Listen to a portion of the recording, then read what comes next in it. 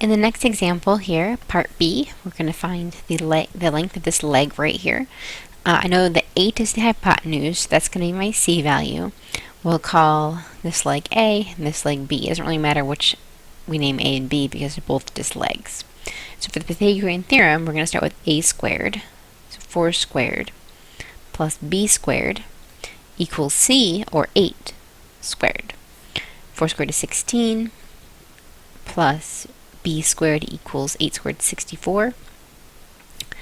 And we're going to solve for B squared, so we'll subtract 16 from both sides. B squared equals, let's see, 16 minus 64 is 48. And then we're going to take the square root of both sides so we can get B by itself. So B is going to be equal to plus and minus the square root of 48. Now, two things about this. First of all, we know that we're looking at a triangle here, so we don't need the negative because negative side length doesn't make sense in that context. So we have B equals the square root of 48. That square root can be simplified. We can write that as the square root of 16 times the square root of, let's see, how many times does 16 go into 48? 3. So we can write that as the square root of 16 times the square root of 3. We know the square root of 16 is 4, so we have 4 times the square root of 3.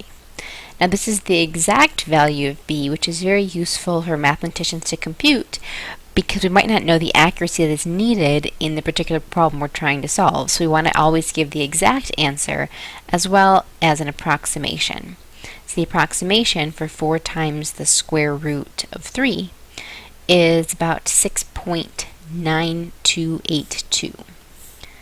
So 6.9282. So we want to be able to give both the exact simplified version and the approximation. Okay, on the next page, we've got a couple more triangles here. These are listed with just giving us the A and B or B and C values, and we're going to find the other value. So we are using the Pythagorean theorem, A squared plus B squared equals C squared. And we're going to find the third leg. So instead of drawing a picture for us, it's just listing the A and B. So we're starting off with 4 squared plus 10 squared equals C squared. 4 squared is 16, 10 squared is 100, equals C squared. So I've got 116 equals C squared. Now to find C, we're going to take the square root of both sides.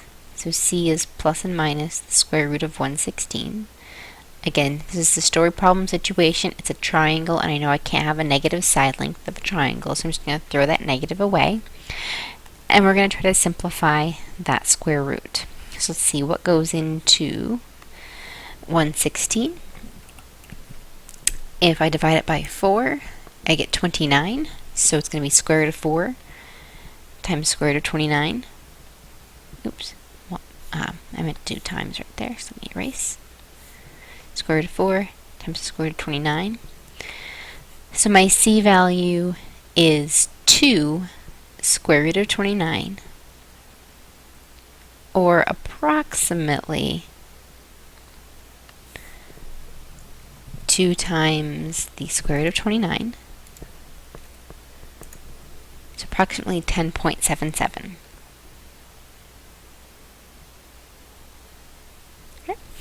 So again, we want to give the exact simplified version as well as an approximation. If you're going to choose between which of these to write down, you're always going to go for the exact version. You can get the approximate based on the exact version, but you can never get the exact if you only have the approximate. So never write down just the approximate. Always have the exact, and if you want to have both, you can have both. Okay. So in the next one, let's find A. So I don't know A. A squared plus B, which is 6 squared, equals C squared, which is 12. So I've got A squared plus 36 equals 144. Okay, so if I subtract 36 from both sides, we're going to get 144 minus 36. We get 108. Take the square root of both sides. A is equal to positive and negative the square root of 108. Let's see what goes into 108. If If I divide it by 9, I get 12. I can divide that by 4 again. So if I combine these two, I divide it by both 9 and 4. 9 times 4 is 36. So let's go back and try 108 divided by 36 just to confirm. I get 3. I want to use the biggest perfect square possible, so if I find two perfect squares that go into a number, I can combine them into a bigger perfect square. So I'm going to make this a equals the square root of 36 times, I forgot already, the square root of 3. And again, we have to throw away our negative in this situation. We're not going to have a negative length of a triangle. So a is equal to 6 square root of 3. The square root of 36 is 6. Keep square root of 3. If I want my approximation for 6 square root of 3, it is about 10.3923. So 10.3923. Alright, so there we have the exact and the approximate value. Okay, and let's go down. I think this is our last problem. No, there's one more after this. Okay, let's look at this problem here. Bill is flying a kite. He has 85 feet of string out, and the kite has blown 24 feet away from him. How high is the kite? Alright, so we'll start by drawing a picture. We got this dude here, and he's got a kite, and his kite is on a string. That's probably not how kites look. End is probably on the string. That's more like a kite. Okay, so he's got this kite, and we know that he has 85 feet of string out, and the kite has blown 24 feet away from him horizontally. What I want to know is how high is the kite? So I made a right triangle here as I was drawing this. I've got my right triangle, and in my right triangle I'm going to have my two legs A and B and my hypotenuse C. So if I set up the Pythagorean theorem here, A should be 24. So I have 24 squared plus B squared equals, and C is 85, so I have 85 squared. Okay. So 24 squared is 576 plus B squared equals 85 squared is 7,225. We'll subtract the 576 from both sides.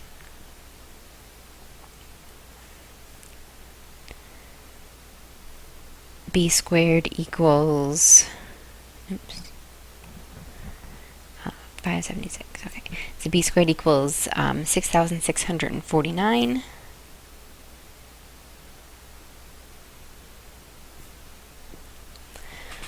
Okay.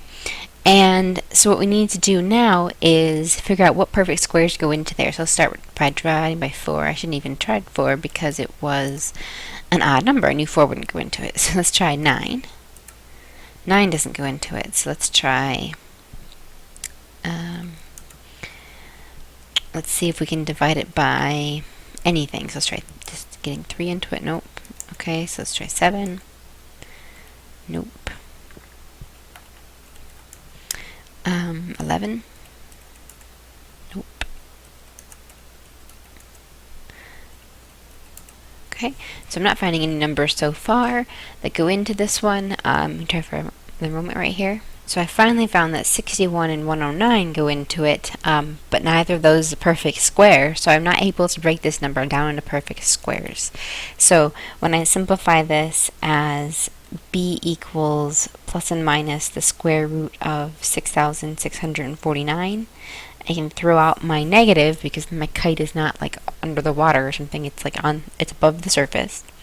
So my answer for that B, or maybe I'll write height right here, is the height of this kite is the square root of 6,649 feet, which is approximately, so I couldn't simplify that. We can't simplify that because there aren't any perfect squares that go into it. I tried all the way until I found that 61 and 109 go into it, no perfect squares at all. So if I just take the square root then of 6649, we get that it's about 81.5414 feet.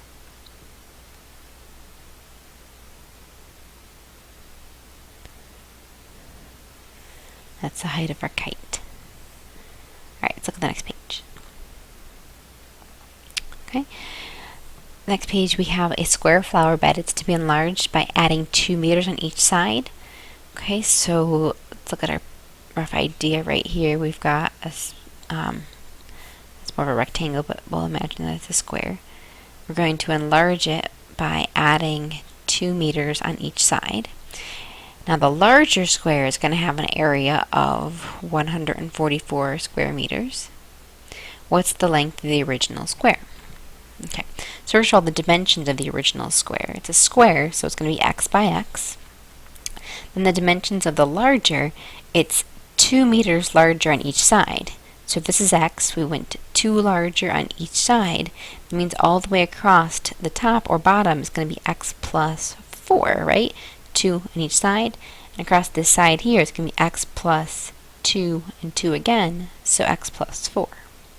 Okay, so the area of the new shape is going to be x plus 4 times x plus 4, length times width, equals 144. Okay. Now another way of writing that would be to write that as x plus 4 squared equals 144, because it's x plus 4 times x plus 4, x plus 4 squared.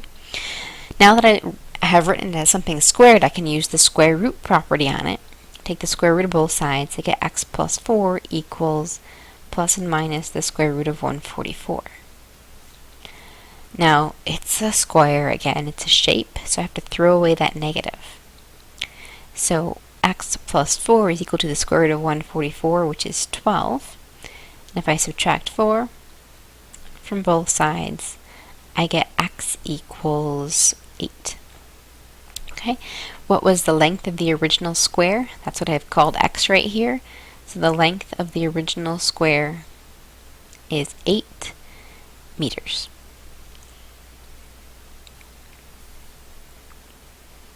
Okay. I think I'm going to stop right here and get to objective 3 in the next video.